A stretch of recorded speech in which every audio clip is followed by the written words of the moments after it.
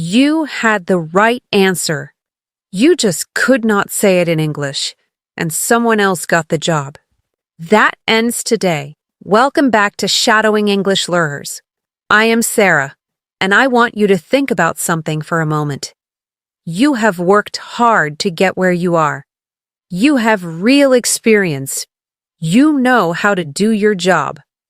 But when you sit in a job interview and someone asks you a question in English, something goes wrong. Not because you are not good enough, but because nobody ever taught you the right words for this moment. Today, I am going to fix that. By the end of this episode, you will have a clear system for answering the most important interview questions in corporate English. You will know how to start your answers with confidence, how to talk about your work without sounding nervous, how to answer hard questions without going quiet, and how to end the interview in a way that makes the hiring manager remember you. I will say each phrase, slowly first, then at natural speed, and you will say it with me, out loud. That is how this works. This is not classroom English. This is the real language of corporate interviews in the U.S. and in international companies. The language that opens doors. Before we practice, I want to explain something that most English teachers never talk about. Here is where most professionals fail, and I want you to really think about this. It is not your grammar. It is not your accent. It is not that you don't know enough words. The real problem is something I call the translation delay. And this is how it works. You hear the question, or brain understands it. Then your brain starts to build the answer in your first language. Then it tries to change that answer into English. And while all of this is happening, you are sitting in front of the hiring manager, in silence, looking like you don't know what to say. But you do know what to say. You just can't find the English words fast enough. Now this is important.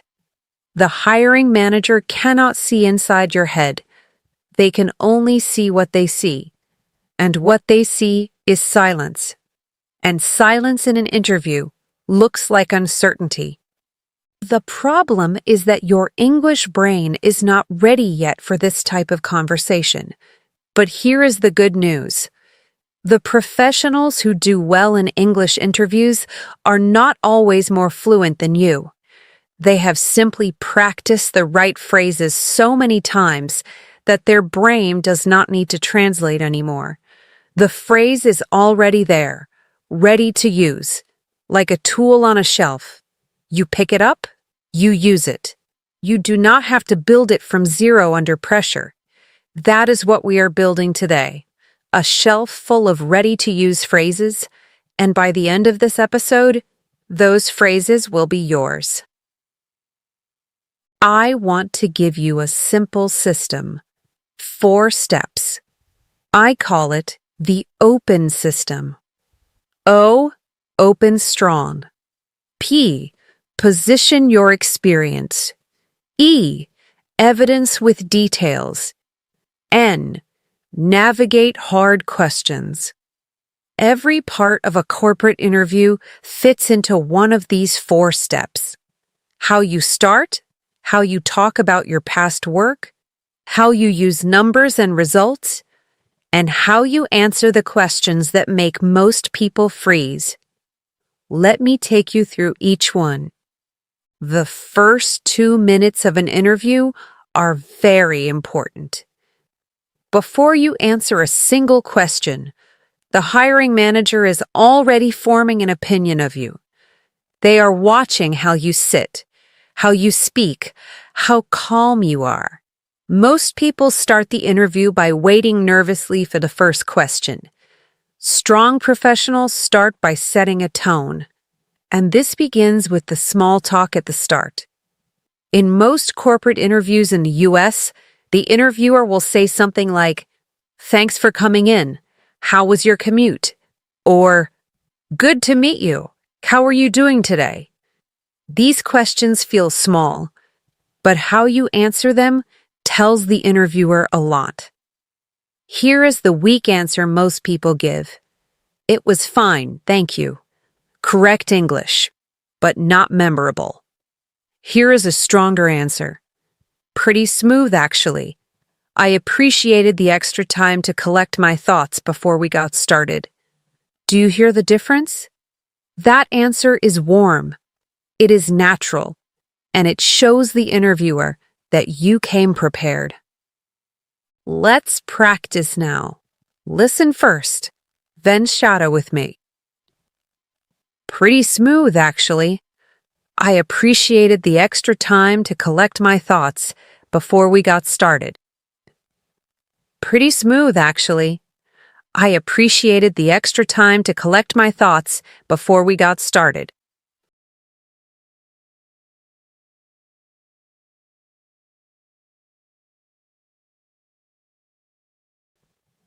Pretty smooth, actually. I appreciated the extra time to collect my thoughts before we got started. Good. Say it one more time on your own.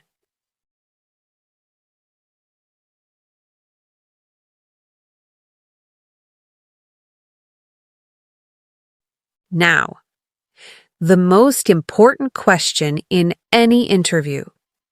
Tell me about yourself. Most people answer this question the wrong way.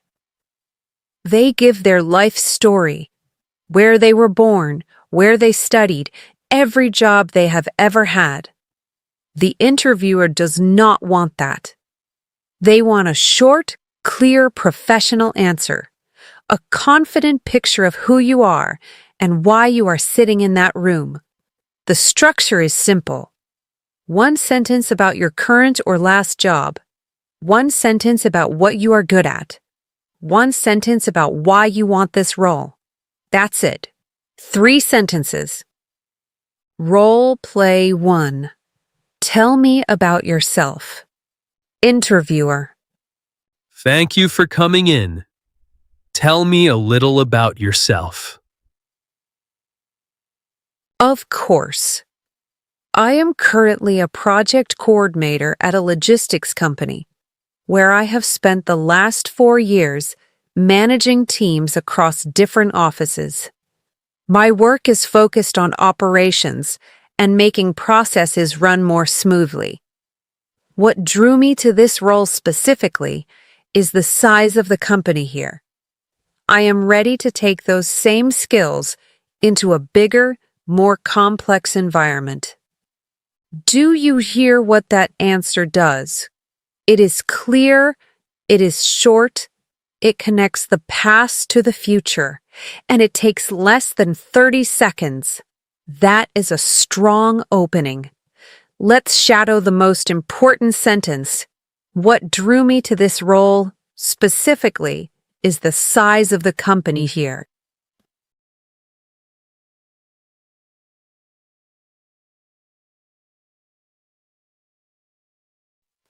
Now your turn. Use your own reason. What drew me to this role specifically is... Say that sentence until it comes out without stopping. Let me ask you something. When you practice interview answers at home, do you write them, or think about them quietly, or say them out loud? If you write or think, that is part of the problem. Writing and thinking train your brain, but in the interview, it is your mouth that must perform. From this point forward, every phrase in this episode, say it out loud. Not in your head, out loud. That is the only way this works. In the middle of most interviews, the hiring manager will ask you about your past work. Questions like, tell me about a time you worked on a difficult project. Tell me about a time there was a conflict in your team. What has been your biggest challenge at work? These questions have a structure. In U.S. corporate interviews, the expected format is called the STAR method. S Situation.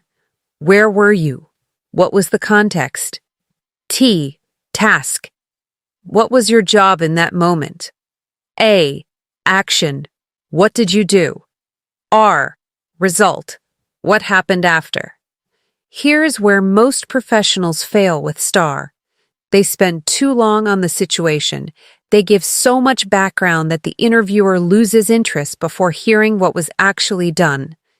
Keep the situation very short, 1 or 2 sentences. The task, 1 sentence. The action, this is the longest part, 2 to 4 sentences. The result, 1 clear sentence. Role play 2. Behavioral question.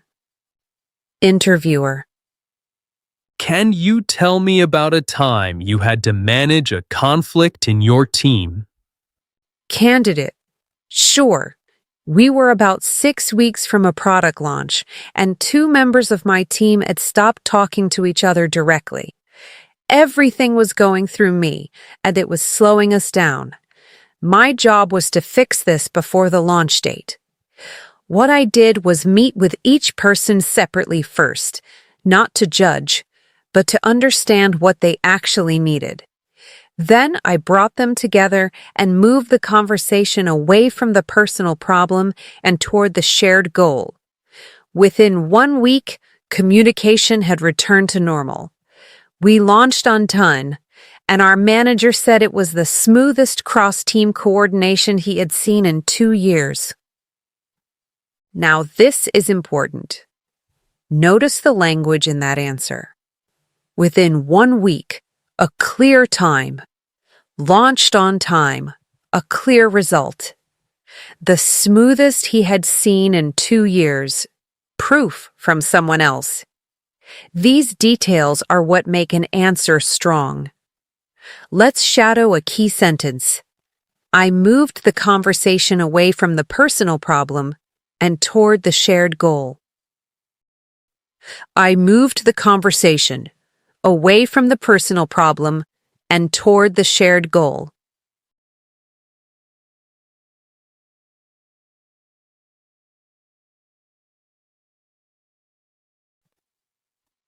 I moved the conversation away from the personal problem and toward the shared goal. One more time on your own.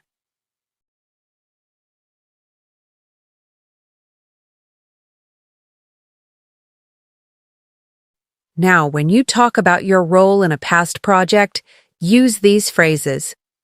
I was responsible for. My focus was on. I took ownership of. I worked closely with.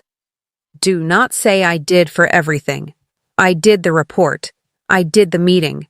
I did the project. This is flat. It does not show your level of thinking. Compare. I did the report. I prepared a detailed report and presented the findings to the leadership team. Same action, but a completely different level of professional. Let's practice right now. Think of one project or task from your recent work. Now say this sentence out loud. Fill in the blank. I was responsible for on something, and the result was.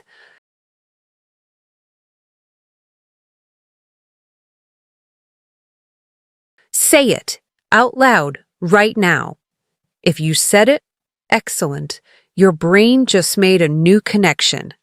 If you did not, pause this episode. Say it, then come back. These practice moments are not interruptions. They are the most important part of this episode. Here is something that most people do not know.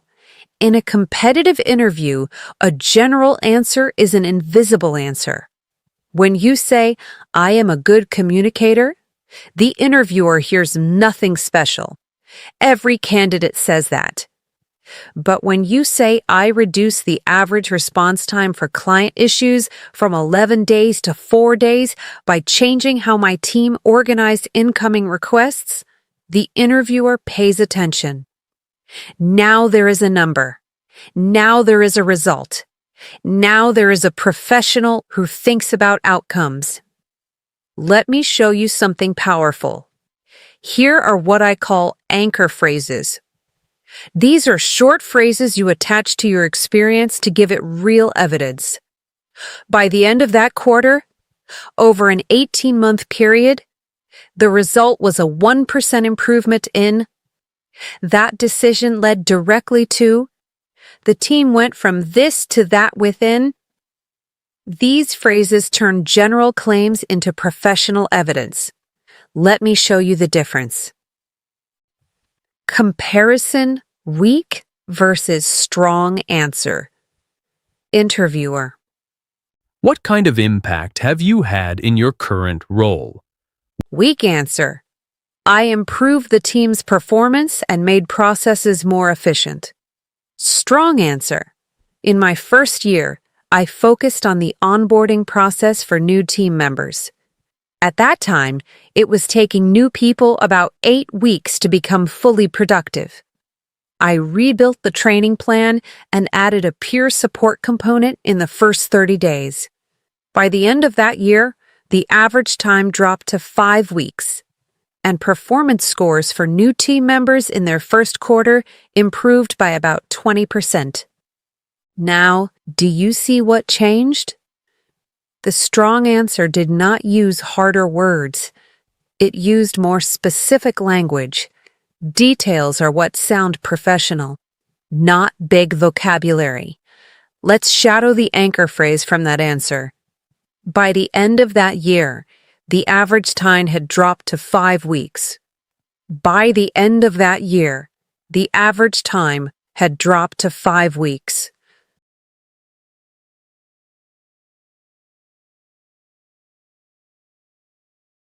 By the end of that year, the average time had dropped to 5 weeks. Say that.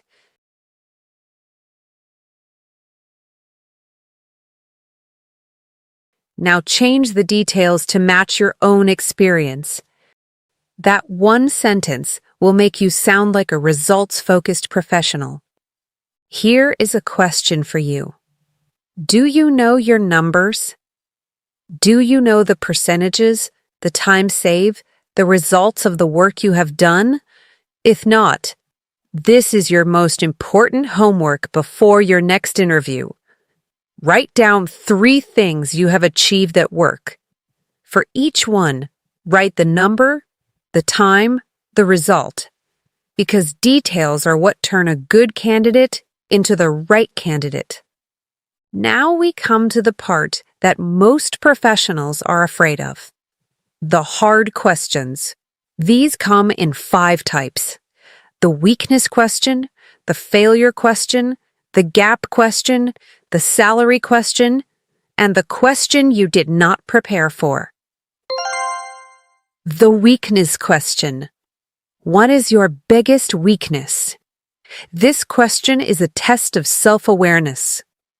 The interviewer does not want you to say something that makes them worry. They want to see if you know yourself, and they want to see if you are working to get better. The structure is simple. Name a real weakness. Explain when you noticed it. Say what you are doing to fix it. Role play 3. The weakness question. Interviewer. What would you say is your biggest professional weakness? Candidate. I would say my tendency to spend too much time preparing before I make a decision. I like to have all the information before I move forward, but in fast environments, this can slow down the team. Over the last year, I have been working on this. I now set a clear deadline for when a decision must be made, even if I do not have all the information yet. It is still something I am developing, but I have seen real improvement. Do you notice what that answer does? It is honest. It is not too big or too small. And it ends with growth. Let's shadow the key phrase. I have been working on this. I now set a clear deadline for when a decision must be made. I have been working on this. I now set a clear deadline for when a decision must be made.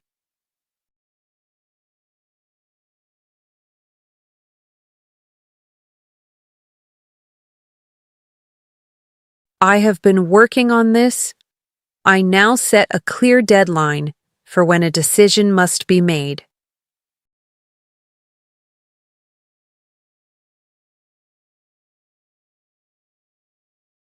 The failure question. Tell me about a time you failed. This question makes many people very uncomfortable. In many cultures, you do not talk about failure in an interview. But in U.S. corporate culture, this question is not a trap. It is a test of maturity. The interviewer wants to see if you can own a mistake and learn from it. The structure: name the failure. Take responsibility. Do not blame others. Say what you learned. Say how you use that lesson. Here is the key phrase. That experience changed how I approach that kind of situation. That experience changed how I approach that kind of situation.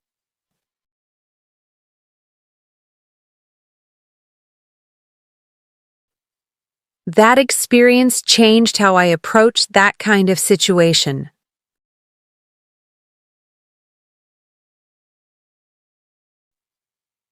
When you say that phrase after describing a failure, you show the interviewer that you grow from experience. That is not weakness. That is what good professionals do. The gap question. I see a gap in your employment history. Can you tell me about that? Many candidates become nervous or over-apologetic when asked this. Do not apologize. Be direct, short, and forward-looking. Here is the structure.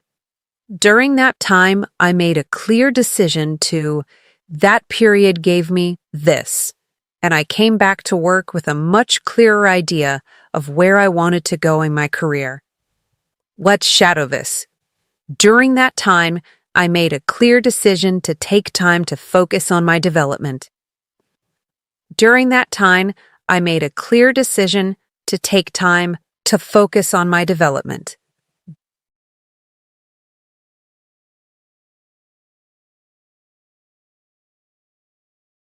During that time, I made a clear decision to take time to focus on my development.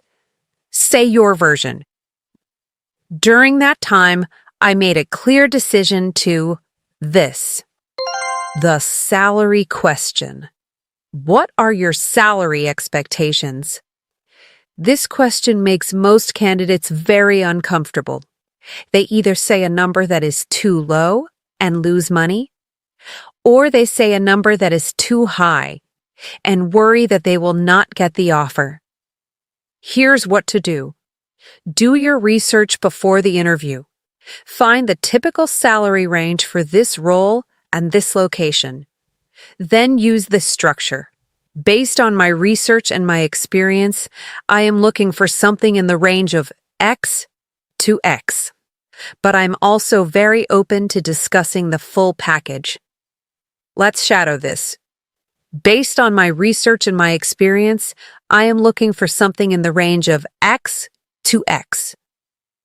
Based on my research and my experience, I am looking for something in the range of X to X.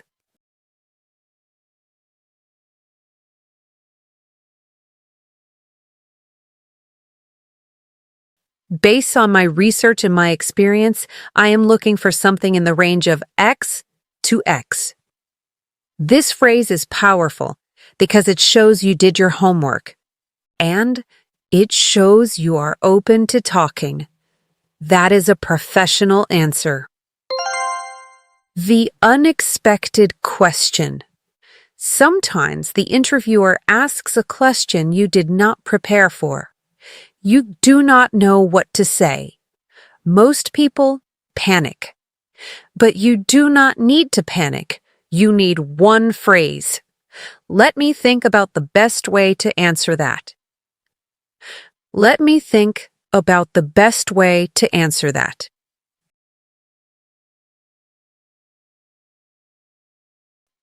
Let me think about the best way to answer that. This phrase does not apologize. It does not show fear. It shows that you think before you speak.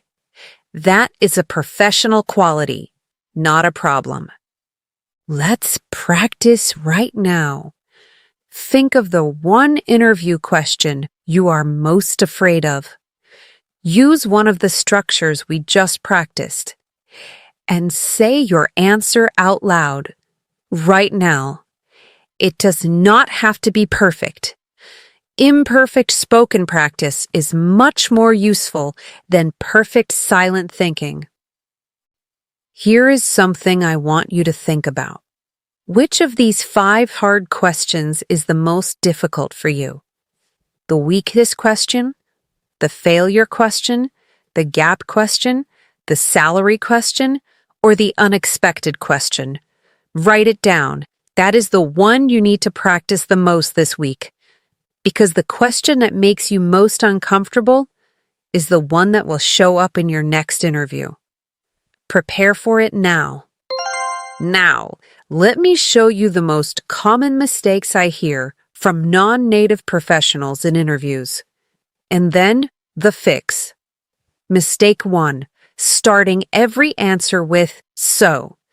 So, basically what happened was, so is a filler word.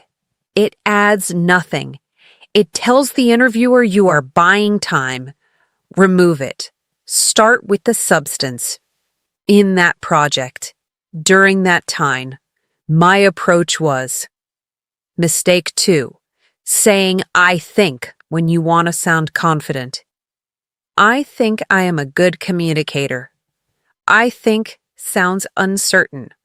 Use this instead. In my experience, communication has been one of my consistent strengths. Same idea, but much stronger. Mistake 3, ending an answer with, and yeah. So we finished on time and the client was happy and, yeah. This ending loses all the good work you just did. End your answers cleanly.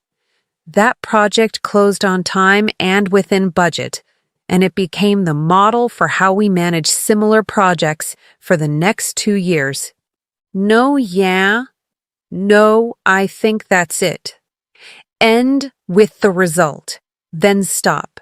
Mistake 4, apologizing for your English. Sorry, my English is not perfect, but. Do not do this.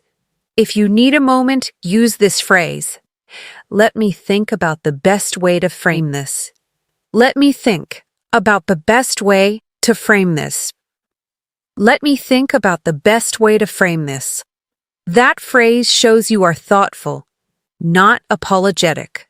Those are very different things. Now I want to give you a set of stronger phrases. These are the phrases that move you from a good candidate to a memorable one. Use them naturally. Do not force them, but when they fit, use them. To show you think like a leader, I made the decision to. I made the decision to because of. To show you think about the big picture. What I was focused on was the long-term result, not just the short-term fix. What I was focused on was the long-term result, not just the short-term fix. What I was focused on was the long-term result, not just the short-term fix. To handle a follow-up question you did not expect. That is a good question.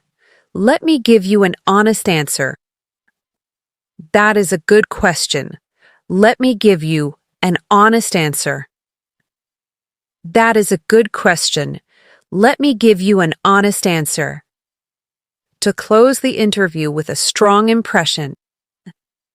Based on everything we discussed today, I am more interested in this role than I was when I arrived. Based on everything we discussed today, I am more interested in this role than I was when I arrived. Based on everything we discussed today, I am more interested in this role than I was when I arrived. That closing phrase is powerful. It tells the interviewer you were listening the whole time. It shows real interest, and it gives them a clear, good feeling about you as they walk out of the room. Now, let me show you a complete, realistic interview. Listen for everything we practiced, the structure, the anchor phrases, the calm. Thanks for coming in today. What drew you to apply for this position?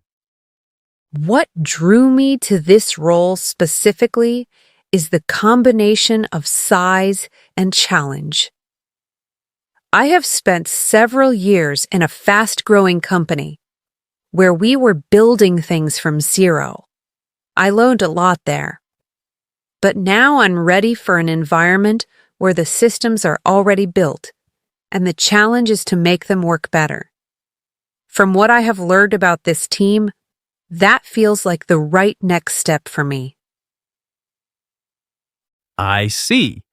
Tell me about a time you had to work through a lot of uncertainty at work. Sure. About 2 years ago, our company went through a big reorganization. For about 3 months, nobody was clear on who was responsible for what. Decisions were not being made because everyone was waiting for more information. My approach was to look at which decisions were blocking real work and push for those to be made quickly, even without a perfect org structure. I put together a short document that listed the 10 most urgent decisions, the cost of waiting on each one, and a suggested owner. My manager approved it within 1 week. We cleared most of those blockers in the following month. That experience taught me that when things are unclear, action and clear communication matter more than waiting for perfect information. That is helpful. Where do you see yourself in 5 years? In 5 years, I would like to be in a senior role where I manage a team and contribute to bigger decisions. I do not have a fixed picture of exactly what that looks like. The best growth usually comes from staying open and working hard within a clear direction. What I know is that the areas I most want to grow in, leading cross-functional teams, working with senior stakeholders, are areas this role would give me direct access to. So for me, this is not just the next step, it is the right step. Did you hear that last line? This is not just the next step. It is the right step. That is a quiet, confident ending. No nervous energy, no desperation. Just a clear professional who knows why they are in that room. Here is your challenge for this week. Record yourself on your phone answering 3 questions. Question 1. Tell me about yourself. 30 seconds. No more. Question 2. Tell me about a time you had a challenge at work. Use the STAR structure. 2 minutes maximum. Question 3. What is your biggest weakness? Use the structure we practiced. Record all 3, then listen. Notice where you slow down. Notice where you say so or I think. Notice where your answer ends without a clear result. Then record again. You do not need another person to practice. You need your phone, your voice, and the courage to hear yourself honestly. That one exercise will do more for your interview confidence than anything else you can do this week. Let me close with the 5 most important things from today. Lesson 1. The real problem in interview English is the translation delay. Your brain builds the answer in your first language, then tries to change it to English. The solution is to practice phrases until they are already stored in English, ready to use, not built from zero. Lesson 2. Start every interview with 3 clear sentences. One about your current role. One about what you are good at. One about why you want this job. Short, clear, confident. Lesson 3. For every question about your experience, use the star structure. But keep the situation very short.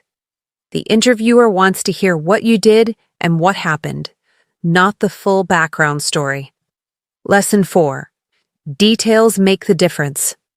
Use anchor phrases to connect your experience to real numbers, real times, and real results. This is what turns a good answer into a strong one. Hard questions are not traps. They are opportunities to show self-awareness and the ability to grow. Know the structure for weakness, failure, gap, and salary questions. Practice them. They will come. That is the interview system. Use it, practice it, record yourself. The next time you sit across from a hiring manager, you will not be hoping the right words come. You will know they are already there. In the next episode, we are going to practice negotiation English, specifically how to negotiate a job offer, a salary increase, or a change in your contract in clear, professional English, without sounding aggressive and without walking away with less than you deserve. If you have ever said yes to a lower offer because you did not know how to push back in English, that episode is for you. I am Sarah. This is Shadowing English Learners.